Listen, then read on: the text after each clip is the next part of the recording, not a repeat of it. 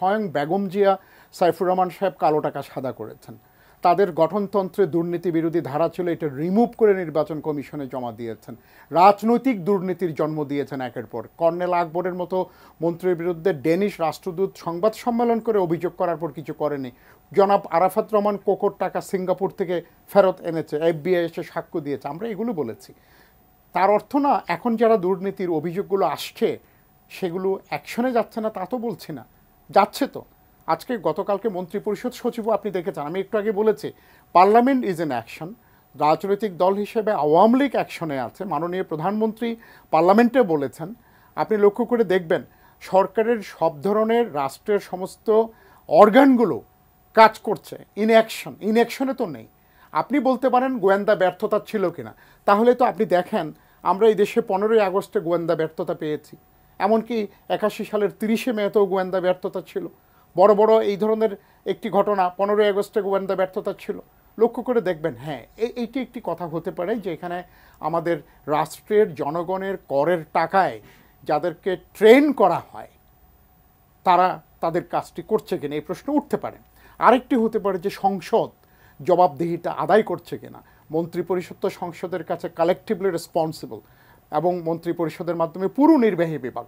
আমার মনে হয় এখানে এই গত সেশনে যেখানে আপনি সুমনের উদাহরণ দিলেন, এই সেশনে বাংলাদেশ আওয়ামী লীগের সিনিয়র নেতৃবৃন্দ যেইভাবে দুর্নীতির বিরুদ্ধে প্রাতিষ্ঠানিক, ব্যক্তিগত এবং দলগত অবস্থান ব্যক্ত করেছেন, দ্যাট ইজ আনপ্যারালাল টু নান। এটি কখনো হয় না, গত অনেক দিন ধরে কোনোদিন হয়নি।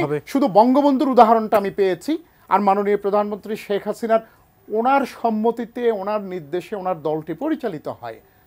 এবং দুর্নীতির বিরুদ্ধে কতটা আনটায়ারিং সোলজার হলে দলের সিনিয়র নেতারা যারা এমপি তারা পার্লামেন্টে ব্যক্তিগতভাবে এবং সমষ্টিগতভাবে, দলগতভাবে এই জোরালো একটি অবস্থান নিয়েছেন এবং এটি সারা দেশের মানুষকে একটি বার্তা দিয়েছে। আমি ইকোনমিস্ট ইন্টেলিজেন্স ইউনিটের কথা উল্লেখ করতে চাই, যদিও অন্য কোনো সূচকে কম দেখিয়েছে, তারা কিন্তু দুর্নীতির বিরুদ্ধে সরকারের যে সংবিধিবদ্ধ অবস্থান তার প্রশংসা করেছে এবং এখানে স্কোর বেড়েছে। 23 সালের রিপোর্টের কথা বলছি, 22 সালেরটা আরও ভালো ছিল, ফ্রিডম হাউসেরটাও ভালো ছিল, আমরা 2 স্কোর এগিয়েছি 23 সালেরটায়।